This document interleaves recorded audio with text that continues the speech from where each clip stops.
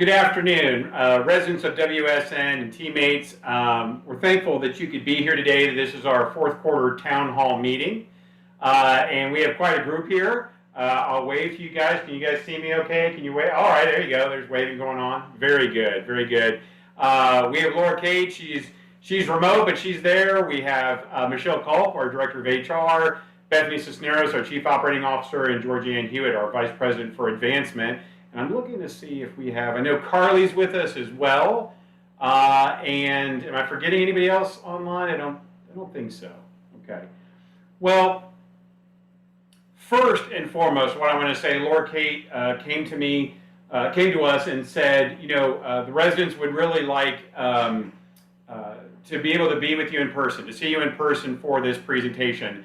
First of all, that's very kind of you. Probably the first time anybody's really asked for that. But would much rather be with you. There were just some logistics to try to get that in place that couldn't come to fruition. Certainly it is our hope and our prayer that we can return to these meetings being in person.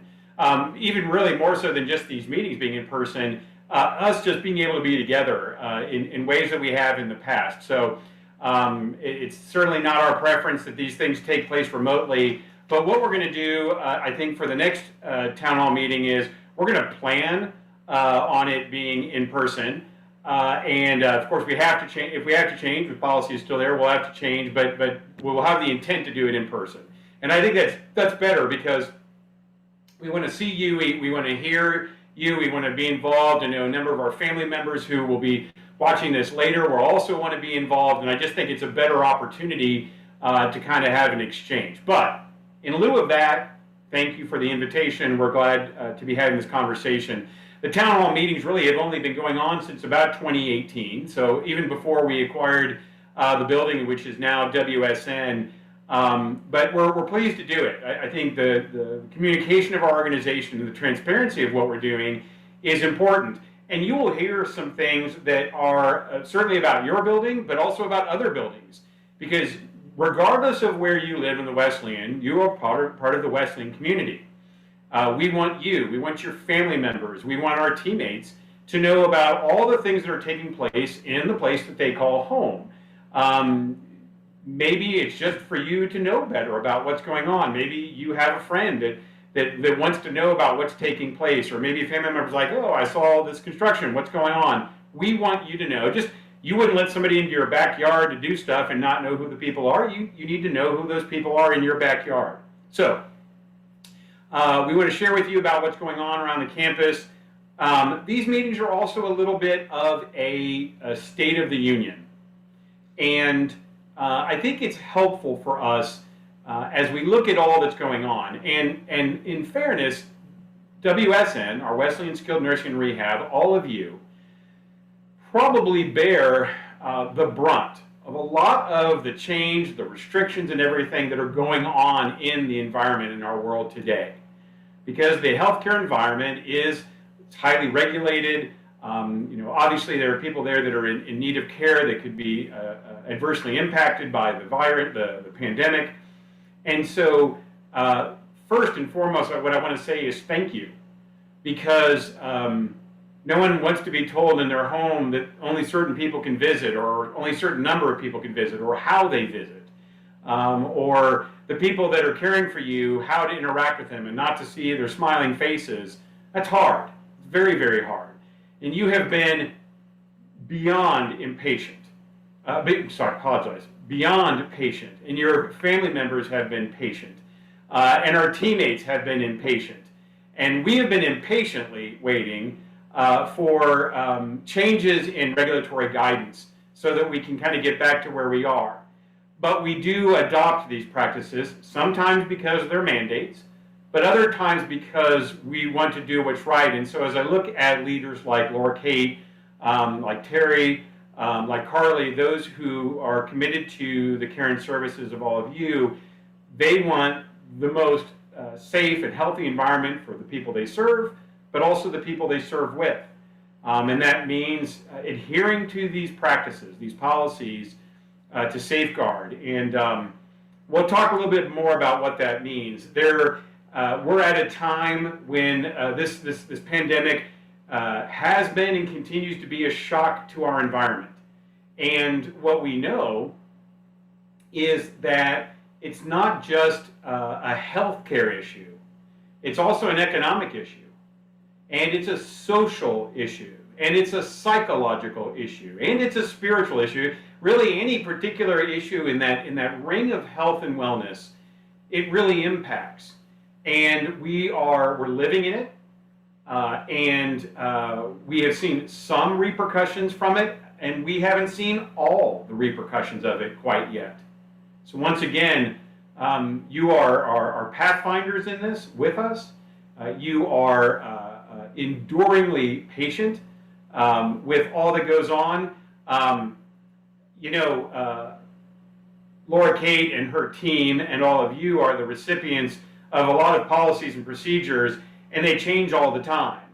In fact, they don't even print them out anymore. They come out electronically because they change so often. And as often is the case, we could be working on policies until 2, 3 in the morning, and then at 8 o'clock the next morning, policies change again. But it's still necessary. And even recently, we had talked about the policy about vaccinations, and we finally said, yes, this is the date when it's going to be, and this is how it's going to impact everybody. And we talked to the teammates, and it was early in the morning, it was 6 or something, and Bethany, our COO, said, hey guys, I'm hearing some things. I'm hearing maybe the policy is not going to go through. Do we want to hold off? I'm like, no. This is what they said, and until they change it, so we put it out, and 3 minutes later, they changed it. It wasn't 3 minutes, it was 3 hours. But 3 hours later, they changed it.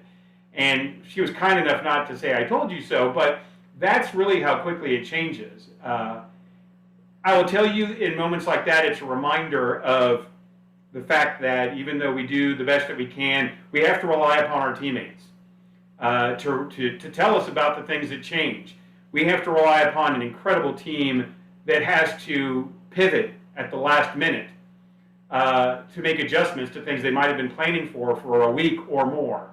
And it's just a challenging time. And you, our residents, that these things that impact you also have to make those adjustments. And again, it's been tough, and for that I thank you. We as Americans, we like to be the first in things. We like to be number one. There are some things that we're number one about that we don't care for so much. We are right now number one in the most number of cases for COVID-19 in the world. We're sitting at just a little south of 50 million, followed by India and Brazil, the United Kingdom and Russia. We are also number one when it comes to the number of new cases of COVID-19. These are not wonderful rankings, but it's true. Very similar. Germany's followed right behind us, then the United Kingdom, then Russia, then Turkey. And we've seen in the last couple of weeks an increase of nearly 10% in hospitalization for COVID-19. And so what does that mean? I mean, Laura Kate and her team, they do an excellent job. I will tell you, I've heard from other providers, I've heard from surveyors and the survey team department. They've even borrowed policies from the Wesleyan because they've done it so well. And so that's something we're proud of. It's unfortunate we have to use them, but it is great that because even though we have to use them, it's great that we're the leader in that. And a policy is just a policy. It's the people behind the policy that actually make it effective. And again, that's our teammates. And it's our residents and our family members and our volunteers. It takes everybody. It takes the whole family. You hear about variants. And what can I say about variants? There are a lot of variants. I don't know if everybody in the room or anybody in the room knows the Greek alphabet. There's quite a few letters in the Greek alphabet. And we hear about, the alpha, beta, gamma, certainly the Delta variant, now the Omicron variant. There's lots of variants. There are even multiple variants, subvariants to the variants. All that being said, the organization is paying attention to the CDC, the World Health Organization, the Department of State Health Services, the Centers for Medicare and Medicaid Services, all the different agencies that we deal with and have very confusing acronyms, to get guidance on what we need to do and how to enact policy and procedure. It is an onerous job, but again, our teammates do it to safeguard this community. As I mentioned, COVID-19, the pandemic, has also impacted financials, the economy worldwide. With regards to everything from supply chain issues, such as our personal protective equipment, the masks that you're wearing, sanitizing agents, even in labor, it's had such a phenomenal impact. And I read recently that there's been a prolific amount of new research in the academic world just to begin the foundational study of the impact of the pandemic on operations, on the economy, on people, on their health and well-being, on their mental health and well-being, and it's still in this time of discovery. What we do as an organization requires face-to-face interaction. It's certainly there with the suppliers and our teammates, contracts and vendors, people that come in to provide services. It absolutely is true when it comes with our interaction with you as our residents, with you as our family members, volunteers, and with each other as teammates. And the pandemic has made that challenging. It's halted it. It's reduced those activities. And oftentimes it's caused fear and anxiety just because it's a time of uncertainty. And I don't share that to increase that anxiety. It's to recognize it and to know it and to understand it. We know the impact that this has had on our family members. Being able to come in and visit. And the fact that they themselves, if they're working or even if they're retired, the things that they have to do to accommodate for the pandemic makes it difficult for them to fill the role as being a caregiver and coming in as family. We understand that. It really has impacted everybody. Closer to home, the American Healthcare Association has talked about huge costs associated with certainly lost revenue in the hundreds of billions, but also with the cost of things like personal protective equipment and reducing access to patient care opportunities like surgeries that are needed to be done. This novel experience, although we and probably more of you have had the experience of other things, the Great Depression and the global financial crisis and world wars and HIV and SARS and all the different things that have come over the years, they've all had elements of where we are, but not as many at the same time. And so we're continuing to find our way to navigate through those issues.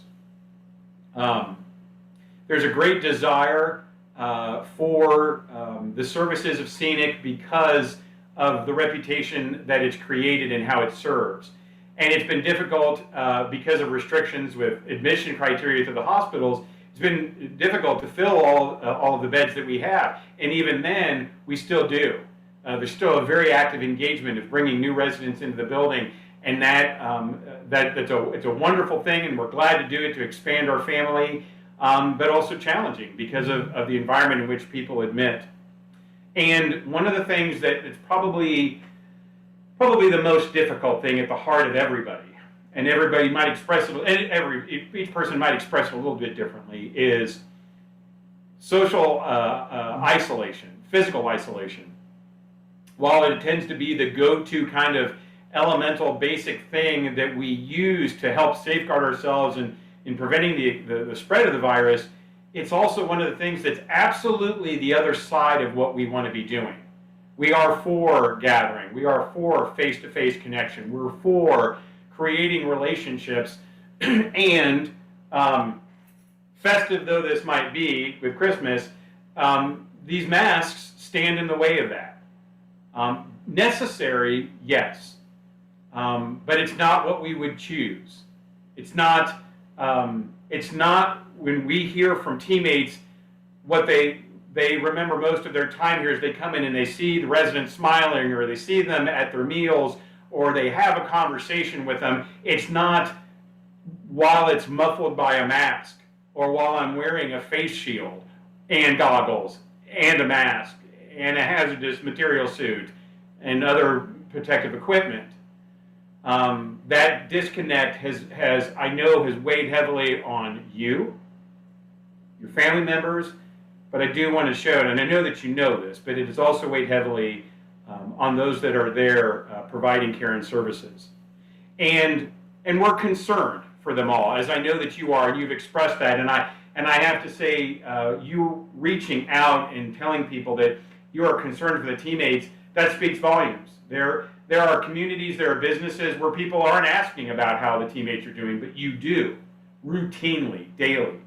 And our healthcare workers have been affected by this pandemic. Certainly there's being at risk in a healthcare environment, but there is that psychological and social burden of it, and there's a weariness to it. If I were to say, I'm just going to do a quick poll for you, those of you in the room, who here is tired of hearing about COVID-19? Anybody tired about hearing about COVID-19? You know, we all realize the fact this is just not something that we want to be continually a part of our lives, and yet this is where we are. One resident sent to me this past week, sent me this Bible verse and said, it was James chapter 1 verse 4, said, "Let perseverance finish its work so that you may be mature and complete." Not finish your work so you may be mature and complete and not lacking anything. And really thought about that, and these are the challenges that we're working through, but maybe instead of the divisiveness, instead of the anxiety, instead of just learning to live around it, we learn to live through it. And you, our residents, have done an amazing job of accommodating and adapting to it. Again, we wouldn't want it this way, but really our success is because of you contributing to it. And we want you to know that, and the teammates feel very much your presence in that. We do, and we are involved in continuing. It's hard to think about continuing to grow as an organization what we do, but we do. We pay attention. I'm very pleased to announce we have 6 new Board of Trustee members that have connections in the community and our denomination that are coming in to bring their gifts to help give guidance to the ministry, and we're thankful for that. We want them to be able to come to the community, and we hope to do that soon, because we want you to know who they are. These wonderful women and men who want for the continuation of this ministry to continue to serve this community, our residents. But we are in communication with them. They've never stopped. And I do want to take this moment to say how thankful I am for the support of our Board of Trustees, that so much work is done in committee work, that they're staying connected with financial reviews and preparation for the budget, and reviews over strategic planning and auditing, and our fundraising efforts and our operations and our personnel policies and more policies and review of other policies and probably more policies. I mean, there's a lot of policies. And that, even though we don't necessarily see them every day, they are involved. I shared that my board chair and I were trying to explain how often we're in contact, because we're usually in contact at least weekly, if not every couple of days. And he was actually in the hospital for a few days, and he couldn't call me, so he texted me from his hospital bed to stay connected, because he cares about this community and what's going on, and he didn't want to be disconnected. He didn't want to be disconnected from what's taking place, and it's become a part of his life, just like our other board members, to know what's going on day to day in our communities. I do feel very strongly that we have transparency, and that means that our Board of Trustees hear from our administrators, because they really do have the access and insight to what's happening on a day-to-day basis. Our jobs in senior leadership is to support them, is to provide a backstop, but they're really doing this work in the ministry with you, and so they were able to kind of share those things. And I want to share with you some of the things that were shared. Number one, Wesleyan skilled nursing, while one of the most challenging circumstances, they had a deficiency-free survey. That is the rarest of the rare circumstances that happens in the work that we do. Laura Kate and her team was able to accomplish this, not in a normal, it's rare in a normal circumstance, and this happened in the most abnormal of circumstances in the pandemic. And that is an incredible tribute to her leadership and the teammates. The other thing too is, and I know a number of you have come to us in the acquisition of the nursing home into the Wesleyan. We didn't even have the Wesleyan for 3 months before COVID-19 hit. But from that time, leadership has brought that building from a 1-star building to a 5-star building. that is certainly something to celebrate, but more importantly, it's because they want that quality level of environment for you in your home. And that requires an incredible amount of effort. Also know that over assisted living, that leadership team was able to accomplish a deficiency-free survey for their building. Just to have that confidence, the growth and expansion in independent living coming back out of the surge that took place a year ago has really grown, and our home and community-based services program has grown. And all of that adds up to the expansion of this organization, growing the number of people that are served by the ministry. It remains one of our greatest concerns. I have heard from you, some of our residents, that our greatest asset, our greatest resource in this organization is our teammates, and we can't agree more. Probably one of the most overwhelming, most impactful voice for that has been our residents and our family members that very generously gave to the Christmas fund to be received by our frontline teammates. And I will tell you, having served on leadership boards for our state association and in this community, there are many organizations who they don't do that. Maybe they can't do it. Maybe they haven't thought of doing that. But that's not been just an effort on behalf of our residents and family members. It's been a proactive gift with the intent to communicate their love and appreciation for our teammates, and even the teammates that they don't see doing the work every day. They know that it's important to recognize them. And I will tell you, I am humbled by those efforts, those gifts, and on top of the thank yous, the I love yous, the I appreciate you, and just the simple good morning and welcome back. Your hospitality and welcoming of the teammates back into the building every day makes a difference. It really, truly does. There were a couple of residents that asked me, hey, is that the only thing they receive? It's not. Again, I want to give thanks to our Board of Trustees who were supportive of leadership's request for a Christmas bonus for our teammates. That was sent out in addition to the Christmas gift that was raised. In the vein of you all caring about each other, I want to say how thankful and proud I am of the fact over 99% of our resident population is fully vaccinated. That speaks to you caring for one another. I know, and I don't know the exact number, but I know our family members have donned the masks, have gotten the vaccines, have done the things that they need to do to safeguard you and our teammates in this community. I know our residents and our teammates, they've become all too familiar with that Q-tip swab up in the nose and everything else that happens. Nobody likes it, but you know, it's been that generosity of your spirit to make sure that everyone's safeguarded. 93% of our teammates are fully vaccinated. We do have some teammates that are have exemptions, and they wear all those additional protective items because they care about you and their teammates. And we want to keep pushing for that. That is the best guidance that we have. That, our infection control practices, and being just aware of how we're feeling and communicating that. Obviously, going through AccuShield and checking in, family members, we know that's tough. We do, and we thank you. We thank you for going to those extra efforts.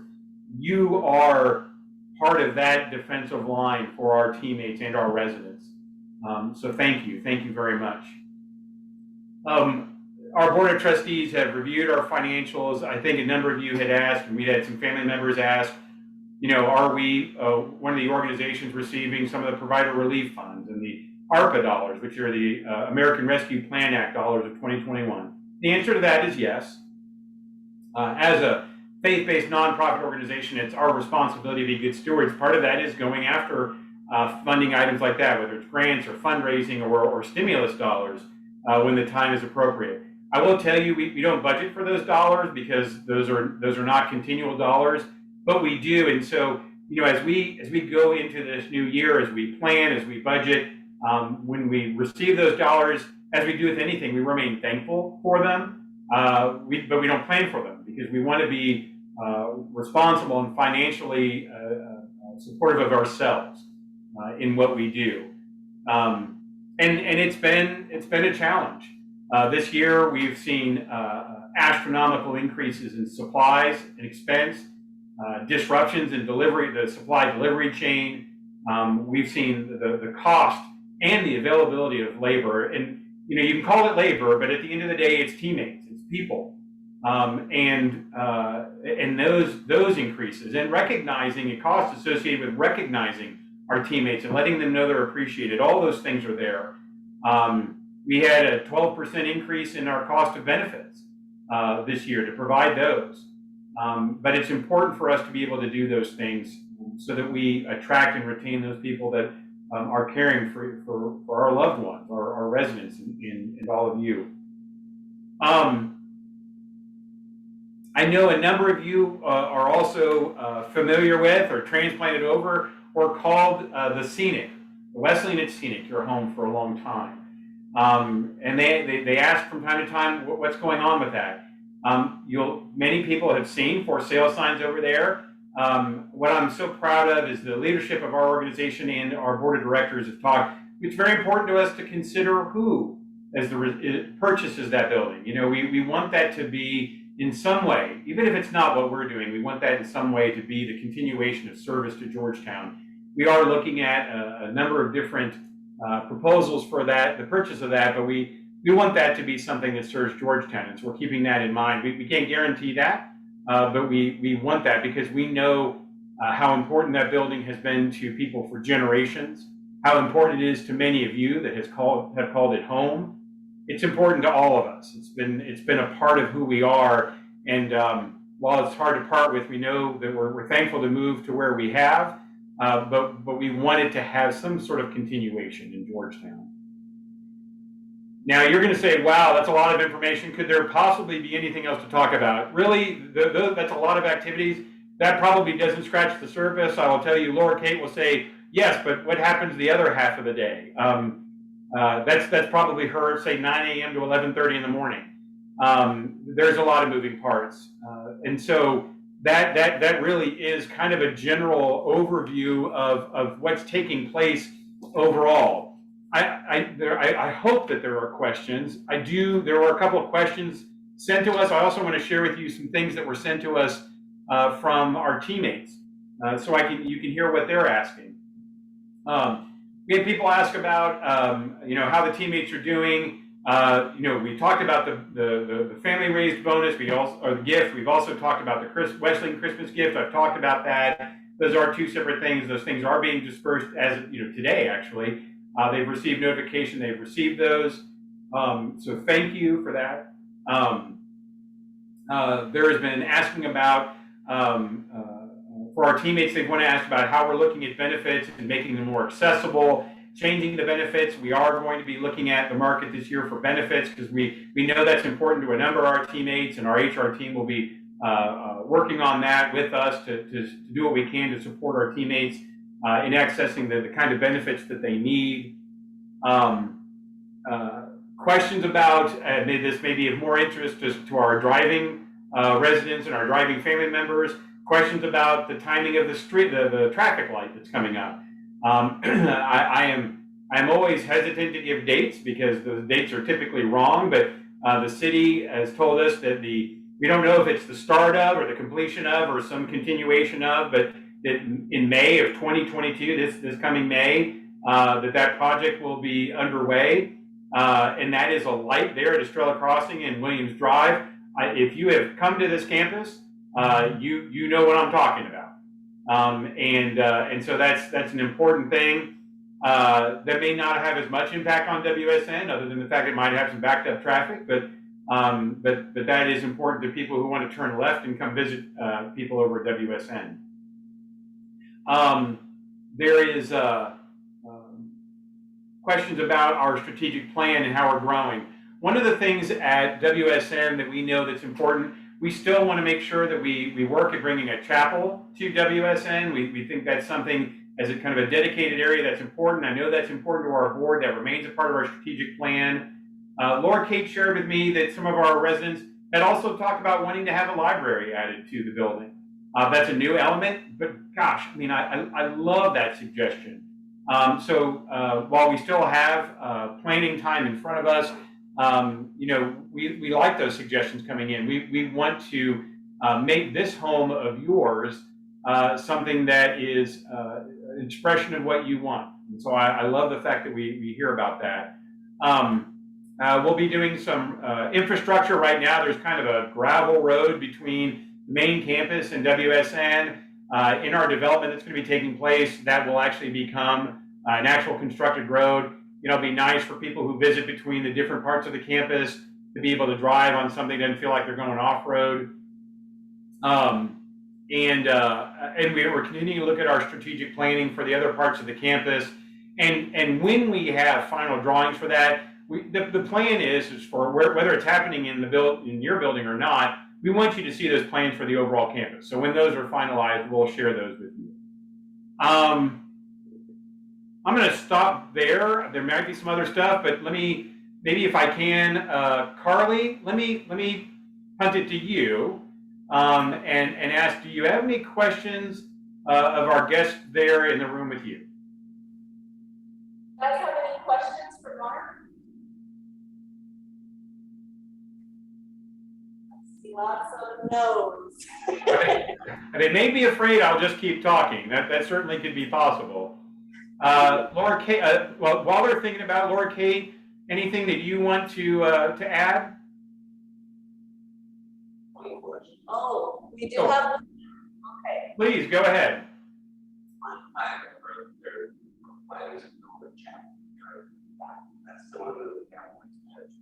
He's asking about the expansion for the chapel. That's Mr. Tallman who asked that question. Right, thank you. So, you know, again, we absolutely feel that that's something we want to do. We have paused a lot of our construction efforts. And the reason why is because the availability of contractors and their sub-labor to be able to actually do the work has become pretty scarce. Now, we're starting to see some of it come back. But along with that scarcity has also been a dramatic increase in the expense associated. So, you know, lumber and steel and infrastructure and the trades have all gone up exponentially. So, yes, while we want to do it, and that it absolutely is a part of the plan for WSN, I don't have a date for you. It is something that we review in strategic planning, and we just need to find the right time to enter back into the construction market so that we get the best bang for our bucks. We want to be good stewards of that. So as we kind of get closer to that time, we'll let you know. But adding a chapel, we feel very strongly that that's something we know that gathering together as a body isn't just defined by the walls, but we also think that there's something very important about the focus of something like that. And we see that in our other buildings, and we want that for WSN as well. So thank you for asking that question. When we know more, we're absolutely going to let you know. Thank you. Absolutely. Good question. Thank you. Any other questions? So one of the things that I would say is this is a great opportunity to talk. I would much rather do it in person. Let's all pray for the fact that we can do it together in person next time. But I know the engagement of your administrator, Laura Kate. I know the engagement of your director of nurses, Terry, and really, you know, all of the teammates of WSN. This is not the only time to ask questions. And I know that that's the case. I know you get questions all the time. Thank you for that, and continue that. This is a time for us to share questions that we commonly have so that everyone can hear them. But please don't, if you have burning questions, don't wait.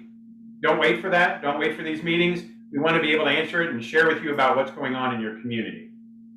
I'll pass one more time through. Carly, is there anything else, or Georgianne, anything come in online?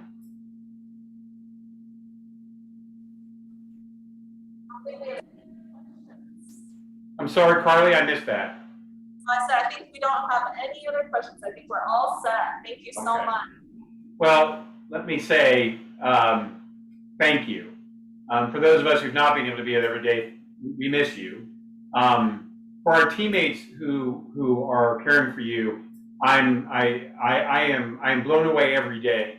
I will share with you, we had a resident request that in a live town hall meeting that we have the teammates join us in these town hall meetings and stand up to be applauded and recognized for the work that they do. They do deserve applause, but more than anything else, the pats on the back, the thank you for being here, the looking forward to seeing you tomorrow, those comments from you, I'm telling you, have made the days of our teammates. So thank you. Please keep that up, because that's what brings them back every day. So thank you all. Thank you to those of you who will be watching this later. And if you have questions, please let us know. And happy holidays, everyone. Thank you.